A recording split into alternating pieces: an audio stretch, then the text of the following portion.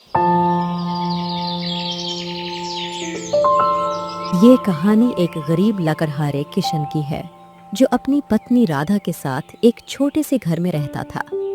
किशन का जीवन बहुत ही मुश्किलों से भरा हुआ था। राधा और राजा ने पेड़ काटने पर रोक लगा दी है। उन्होंने कहा है कि अगर कोई भी पेड़ काटता हुआ पकड़ा गया तो उसे बहुत ही सख्त सज़ा दी जाएगी। अब मैं क्या करूं? मुझे कुछ समझ में नहीं आ रहा है। अगर मैं पेड़ नहीं काटूंगा तो घर कैसे चलेगा? पेड़ काटने के अलावा मुझे कोई दूसरा काम भी नहीं आता जिससे मैं पैसे कमा सकूं। आप परेशान मत होइए जी। एक काम कीजिए, ये मेरी सोने की अंगूठी बेचकर घर का सामान ले आइए। इससे हमारे घर का कुछ दिनों का गुजारा हो जाएगा। ये सोने की अंगूठी तो तुम्हारी माँ ने तुम्हें दी थी और तुम्हें ये अंगूठी बहुत पसंद है, फिर तुम इसे बेचने के लिए कैसे कह सकती हो? इसे बेचने को तो मेरा दिल भी नहीं चाहता, लेकिन हम कर भी क्या सकते हैं। भूखे पेट भी तो नहीं रहा जाता है। सोने की अंगूठी तो और भी आ जाएगी। अब तुम जल्दी जाओ और ये अंगूठी बेच आओ। एक बात ध्यान रहे, किसी के बहकावे में मत आ जाना। आजकल चोर लुटेरे बहुत हैं। रास्ते में अपना ख्याल रखना। पत्नी के कहने पर किशन अपनी अंगूठी बेचने के लिए निकल पड़ता है। रास्ते में उसकी मुलाकात महेंद्र नाम के एक आदमी से होती है। महेंद्र किशन से कहता है, अरे किशन, इतनी जल्दी में कहाँ जा रहा है? कोई बात हुई है क्या?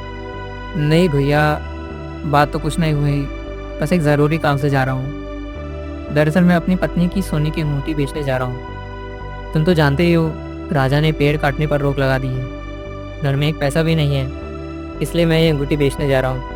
इसे बेचकर जो पैसे मिलेंगे उनसे कुछ दिनों का गुजारा तो हो ही जाएगा।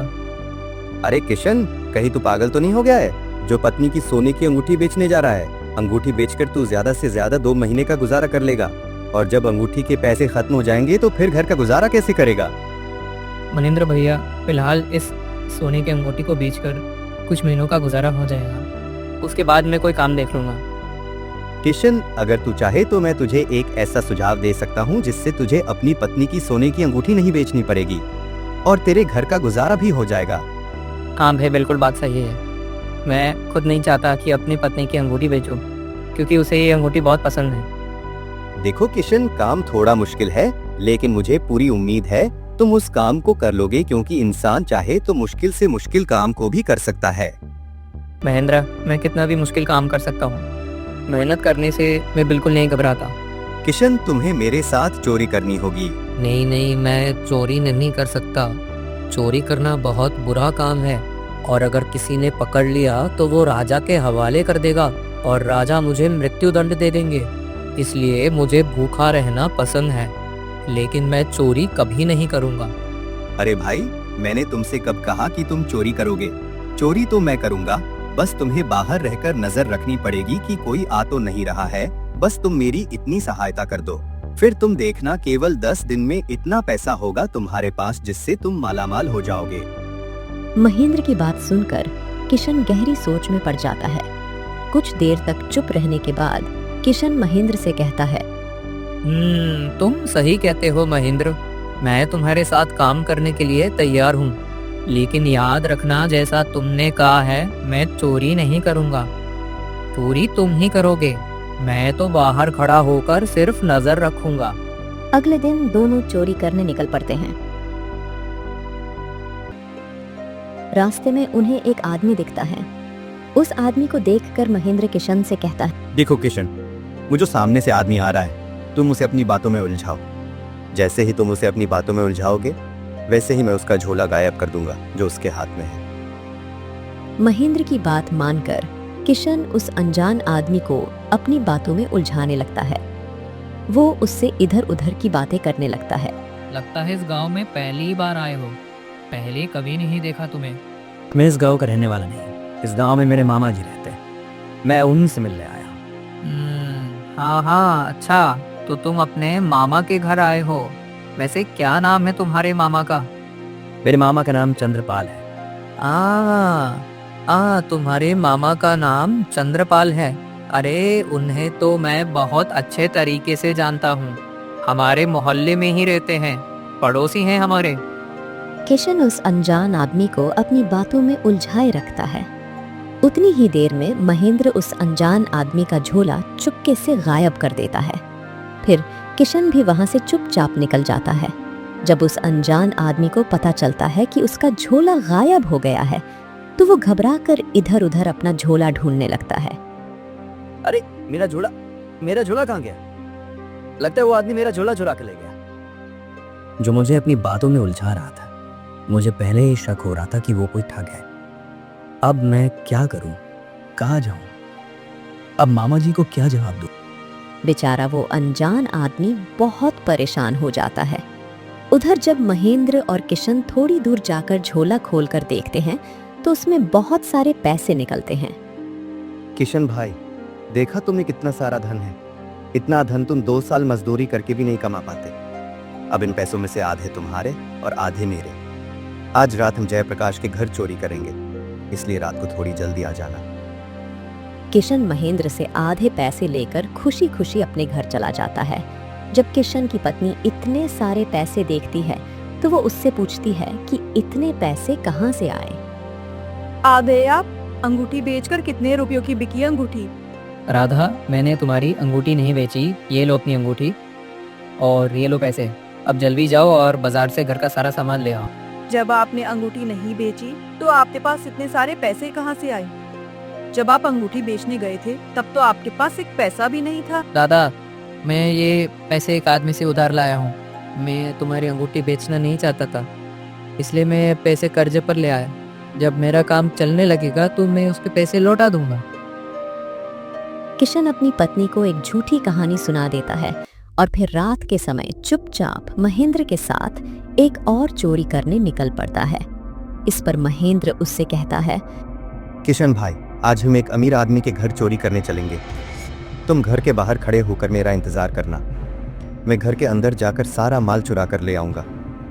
अगर तुम्हें किसी भी प्रकार की शंका हो तो तुम मुझे तुरंत आगाह कर देना। मैं तुरंत ही वहां से फरार हो जाऊंगा। अब जल्दी चलो, ये सही वक्त है चोरी करने का। दोनों चोरी करने निकल पड़ते हैं।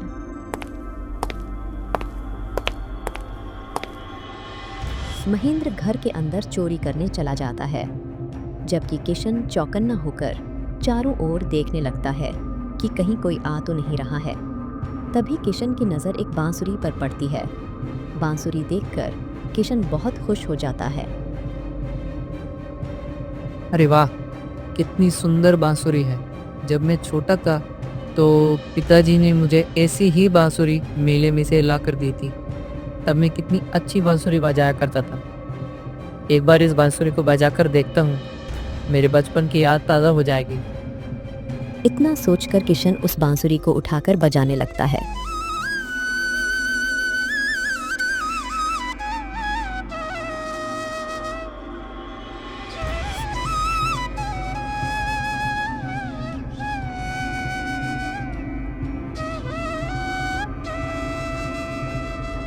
बांसुरी की आवाज सुनकर गांव वालों की आंख खुल जाती है। उधर बांसुरी की आवाज सुनकर महेंद्र भी घबरा जाता है। ये कौन बेवकूफ है जो इतनी रात को बांसुरी बजा रहा है? लोगों का सोना दुश्वार कर रहा है। ये मुझे मरवाकर छोड़ेगा। किशन बांसुरी बजा ही रहा होता है, तभी एक गांव वाला नींद से उठकर आता है और गुस्से में किशन से कहता है, ए बेवकूफ आदमी, तू कौन है और यहाँ बांसुरी बजाकर लोगों की नींद क्यों खराब कर रहा है? मैंने तुझे पहले कभी इस गांव में नहीं देखा। गांव वालों की आवाजें सुनकर महेंद्र सोचने लगता है कि अब क्या किया जाए। लगता है गांव वालों को पता चल गया है कि हम चोरी कर रहे हैं। अब मैं क्या करूं? अगर मैं ये चोरी का माल बाहर लेकर गया तो गांव वाले मुझे बहुत पीटेंगे। ऐसा करता हूं, इस सामान को यहीं छोड़ देता हूं और चुपचाप यहाँ से फरार हो जाता हूं। अगर बांसुरी बजाने का इतना ही शौक है तो अपने घर जाकर बजाओ। यहाँ सड़क पर या गांव के बीचों बीच शोर मचाकर लोगों की नींद क्यों उड़ा रहे हो? मुझे तो लग रहा है कि तुम्हारा दिमाग संतुलन में नहीं है। महेंद्र ये सब खड़ा होकर सुन रहा होता है। फिर वो गांव वालों के पास जाकर कुछ कहता है। आप सही कह रहे हो भाई, ये पागल है। इसका दिमाग संतुलन सही नहीं है। आप इसे माफ कर दो। अब ये आगे से ऐसा नहीं करेगा। तुम कह रहे हो इसलिए मैं इस बार इसे छोड़ रहा हूँ, वरना सच कहता हूँ अभी ऐसा सबक सिखाता कि ये जिंदगी भर याद रखता। मेरी पूरी नींद खराब कर दी इस पागलपन ने। हर चीज की एक हद होती है और ये तो हद से भी आगे निकल गया। इसके बाद वो आदमी वहां से चला जाता है। महेंद्र को किशन पर बहुत गुस्सा आता है। तो बांसुरी तुम बजा रहे थे? अरे चोरी करते वक्त बांसुरी कौन बजाता है? तुम तो आज मुझे पकड़वा ही देते। बड़ी मुश्किल से वहां से निकल कर आया हूं। मैंने सारा सामान चुराकर झोले में भर लिया था, लेकिन तुमने बांसुरी बजा दी, इसलिए मुझे वो सामान वहीं छोड़कर भागना पड़ा।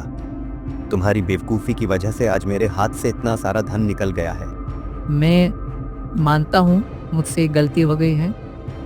उस बांसुरी को देखकर मुझे अपने पिताजी की दी हुई बांसुरी की याद आ गई थी, तो मुझसे रहा नहीं गया, इसलिए मैंने वो बांसुरी बजा दी। इस बार मुझे माफ़ कर दो। आज के बाद ऐसी गलती कभी नहीं करूँगा। ठीक है, इस बार मैं तुम्हें माफ कर देता हूँ। अगर तुमने दोबारा ऐसी कोई भी हरकत की तो मैं तुम्हें अपने साथ नहीं ले जाऊंगा। चलो अब घर चलते हैं, कल हम किसी दूसरे गांव में चोरी करने चलें। फिर दोनों अपने अपने घर लौट जाते हैं। लेकिन अगले दिन रात को वे दोबारा चोरी करने निकल पड़ते हैं। इस बार महेंद्र किशन को समझाते हुए कहता है, किशन, मेरी बात जरा ध्यान से सुनो। मैं उस घर में चोरी करने जा रहा हूँ। तुम यहीं खड़े होकर मेरा इंतजार करना। अगर कोई आए तो मुझे बता देना, और पहले जैसी कोई हरकत मत करना। अब मैं जा रहा हूँ, अपनी आंख और कान खुले रखना। महेंद्र घर के अंदर चला जाता है और घर का सामान चुराने लगता है।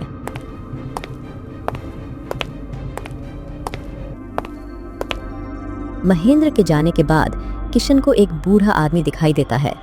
उस बूढ़े आदमी को देखकर किशन डर जाता है। वो समझता है कि वो बूढ़ा आदमी कोई भूत है। डर की वजह से किशन जोर जोर से चिल्लाने लगता है, भूत भूत, कोई मुझे इस भूत से बचाओ, वरना ये मुझे मार देगा। ए बेवकूफ आदमी, मैं कोई भूत नहीं हूँ। मैं भी तुम्हारी तरह एक इंसान हूँ।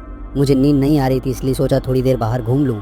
वैसे तुम कौन हो और इतनी रात में यहाँ क्या करने आए हो? बूढ़े आदमी की बात सुनकर किशन घबरा जाता है और घबराते हुए वो बूढ़े आदमी से कहता है, मुझे भी तुम्हारी तरह नींद नहीं आ रही थी, इसलिए मैं भी घूमने आ गया। दोनों आपस में बात ही कर रहे थे कि तभी महेंद्र वहां आ जाता है। बाबा, ये आदमी दिमागी रूप से कमजोर है। ये किसी को भी भूत समझ लेता है और फिर शोर मचाने लगता है। तुमसे कितनी बार कहा है, घर से बाहर मत निकला करो। अब चलो यहाँ से। दोनों वहां से चले जाते हैं। थोड़ी दूर जाने के बाद महेंद्र गुस्से में किशन से कहता है, तुम जैसा बेवकूफ और कमअक्ल इंसान मैंने अपने जीवन में कभी नहीं देखा। तुम्हें अपने साथ लाकर मैंने बहुत बड़ी गलती कर दी है। तुम्हें वो बुरा इंसान भूत दिखाई दे रहा था। आज फिर से मेरे हाथ बहुत सारा माल लगा था, लेकिन तुम्हारे चीखने चिल्लाने की वजह से मुझे वो माल वहीं छोड़ना पड़ा। अगर तुम नहीं चिल्लाते तो आज मैं बहुत अमीर हो जाता। तुम्हारी वजह से मैं 2 बार नाकाम हो गया हूँ। आज के बाद तुम मेरे साथ मत आना, वरना किसी दिन मैं पकड़ा जाऊंगा। ठीक है, मैं तुम्हारे साथ नहीं आऊंगा। ये चोरी का काम मेरे बस का नहीं है। इतना कहकर किशन अपने घर चला जाता है और चोरी का काम छोड़ देता है। उसके बाद वो एक बनिए की दुकान पर मजदूरी का काम करने लगता है, जबकि महेंद्र चोरी का काम नहीं छोड़ता। पहले तो वो छोटी मोटी चोरी ही किया करता था, लेकिन अब वो लुटेरा बन गया था और राह चलते लोगों को लूटने लगा था। एक दिन महेंद्र एक बूढ़े आदमी को लूटता है। बूढ़े आदमी, क्या है इस झोली में? जो भी है चुपचाप मेरे हवाले कर दे, वरना अभी इसी वक्त तेरी जान ले लूंगा। ला, जल्दी जो भी तेरे पास है मुझे दे। बेटा, मुझ पर रहम करो। मैं तुम्हारे सामने हाथ जोड़ता हूँ। कृपया मुझे मत लूटो। मैं बहुत गरीब हूँ। मैंने बड़ी मुश्किल से ये पैसे अपनी बेटी की शादी के लिए इकट्ठा किए हैं। अगर तुमने ये पैसे मुझसे छीन लिए तो मेरी बेटी का विवाह नहीं हो पाएगा। ए बूढ़े आदमी, मुझे अपनी दर्द भरी कहानी मत सुना। मैं यहाँ तेरी कहानी सुनने नहीं आया हूँ। जो भी कुछ तेरे पास है चुपचाप मेरे हवाले कर दे। बूढ़ा महेंद्र की बात सुनकर डर जाता है। अपनी जान बचाने के लिए वो अपना सारा धन महेंद्र को दे देता है। महेंद्र बूढ़े का धन लेकर अपने घर चला जाता है और अपनी पत्नी से कहता है, आज तो कमाल ही हो गया। बहुत सारा धन हाथ लगा है। आज मैंने एक बूढ़े आदमी को लूटा था। उसने अपनी बेटी के विवाह के लिए बहुत पैसे जमा किए हुए थे। मैं उससे वो सारे पैसे लूट लाया। ये बात महेंद्र का पिता सुन रहा होता है। वो महेंद्र के पास आकर कहता है, बेटा, तू ये लूटपाट कब छोड़ेगा? चोरी और लूट से कभी किसी का भला नहीं होता। तू उस गरीब बुजुर्ग के पैसे छीन लाया, जिसने ना जाने कितनी मेहनत से अपनी बेटी की शादी के लिए वो रुपए जमा किए होंगे, और तूने वो सब कुछ एक ही पल में उससे छीन। पिताजी, आपसे कितनी बार कहा है, मुझे समझाया मत करो। मैं जो कर रहा हूँ सही कर रहा हूँ। आज के ज़माने में मेहनत से किसी का भला नहीं होता है। लाखों लोग हैं जो दिन रात मेहनत मशक्कत कर रहे हैं, लेकिन उन्हें सही से 2 वक्त का खाना भी नसीब नहीं होता है। फिर मैं मेहनत मजदूरी क्यों करूं? देखो, मैं एक ही पल में कितना सारा माल लूट लाया हूं। इससे मेरे घर का 1 महीने का गुजारा आराम से हो जाएगा। कितना कहकर महेंद्र अपने कमरे में चला जाता है। उधर वो बूढ़ा आदमी राजा के पास पहुंच जाता है। महाराज, मैंने बड़ी मेहनत से अपनी बेटी के विवाह के लिए थोड़े से पैसे जोड़े थे, लेकिन एक लुटेरा मेरे सारे पैसे छीन कर ले गया। कौन लुटेरा तुम्हारे पैसे छीन कर ले गया? आखिर किसकी इतनी जुर्रत है जो हमारे राज्य में लूट मार कर रहा है? उस लुटेरे ने तुम्हें कहाँ लूटा था? महाराज, मैं नुपुर गांव के जंगल से होते हुए अपने गांव लौट रहा था। तभी अचानक एक लुटेरा न जाने कहां से आकर मेरे सामने खड़ा हो गया। वो मुझे मारने की धमकी देने लगा। कहने लगा, या तो अपना सारा धन मुझे दे दो, वरना मैं तुम्हें जान से मार दूंगा। मजबूरी में मैंने अपना सारा धन उसे दे दिया। अब मैं अपनी बेटी का विवाह कैसे करूंगा? महाराज, कृपया मेरी मदद कीजिए। आप बेफिक्र होकर अपने घर चले जाइए। हम उस लुटेरे को जल्द से जल्द पकड़कर तुम्हारा धन वापस दिलवा देंगे। अब आप अपने घर जाइए और आराम कीजिए। बूढ़ा आदमी अपने घर चला जाता है। राजा मंत्री जी को महेंद्र लुटेरे की तलाश में भेजता है, लेकिन मंत्री जी को वो लुटेरा कहीं भी नहीं मिलता। फिर मंत्री जी उस लुटेरे को पकड़ने के लिए एक योजना बनाते हैं। वे अपना हुलिया बदलकर कुछ धन लेकर उसी जंगल में जाते हैं जहां उस लुटेरे ने बूढ़े आदमी को लूटा था। जैसे ही महेंद्र की नजर मंत्री जी पर पड़ती है, वो सोचने लगता है, आज तो तेरी किस्मत ही खुल जाएगी महेंद्र। ये आदमी कितना सारा धन ला रहा है। इतना सोचकर महेंद्र जल्दी से मंत्री जी के पास जाता है और मंत्री जी से कहता है, अगर तुझे अपनी जान प्यारी है तो ये सारा धन मुझे दे दे, वरना अभी तेरा काम तमाम कर दूंगा। तुझे क्या लगता है कि तू मुझसे मेरा धन छीन लेगा? अगर हिम्मत है तो छीन कर दिखा। मेरे पास ये फालतू बकवास भरी बातें सुनने का समय नहीं है। सीधी तरह ये सारा धन मेरे हवाले कर। तुझे मेरा धन चाहिए, अभी देता। इतना कहकर मंत्री जी सिपाहियों को बुलाते हैं और महेंद्र को पकड़कर राजा के पास ले जाते हैं। अच्छा, तो तुम हो वो लुटेरे जो आते जाते गरीब लोगों को लूटते हो। क्या तुम्हें इन गरीब लोगों को लूटते हुए उन पर तरस नहीं आता? वे बेचारे कितनी मेहनत से थोड़े बहुत पैसे जोड़कर इकट्ठा करते हैं और तुम उनके पैसे एक ही पल में लूट कर ले जाते हो।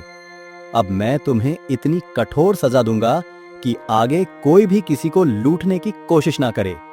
सैनिकों, इसे ले जाओ और कैद खाने में डाल दो। महेंद्र को उसके कर्मों की सजा मिलती है। इसलिए कहा जाता है, बुरे कर्मों का फल बुरा ही होता है। हमें कभी भी कोई गलत काम नहीं करना चाहिए, क्योंकि ईमानदारी हमेशा इंसान के काम आती है।